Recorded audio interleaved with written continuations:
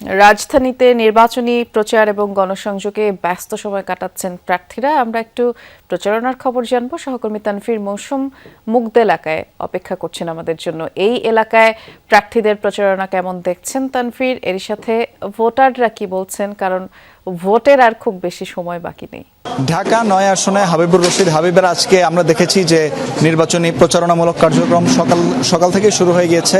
11:45-এ উঠান বৈঠকটি শুরু হওয়ার কথা ছিল, কিন্তু তিনি এই মুহূর্তে আসলে এখান থেকে আমরা দেখেছি যে তারা চলে গিয়েছেন এবং পরবর্তীতে আমরা দেখেছি যে সেখান থেকে তিনি কিন্তু আসলে এখানে এসেছিলেন এবং এখানে একটি উঠান বৈঠক হয়েছিল এবং সেই উঠান বৈঠকটি আসলে কিন্তু এবং এই ভোটারদের সাথে তিনি গণসংযোগ করেছেন এবং সেই গণসংযোগ প্রক্রিয়াটি আমরা দেখেছি যে আজকে কিন্তু তার সারা দিন ব্যাপী বিভিন্ন ধরনের গণসংযোগ কার্যক্রম আছে এবং আজকে এখানে এই দক্ষিণ মুগদাপাড়া এখান থেকে আমরা দেখেছি যে এখান থেকে তিনি পরবর্তীতে জোহরের নামাজ আদায় করতে মসজিদে যাবেন।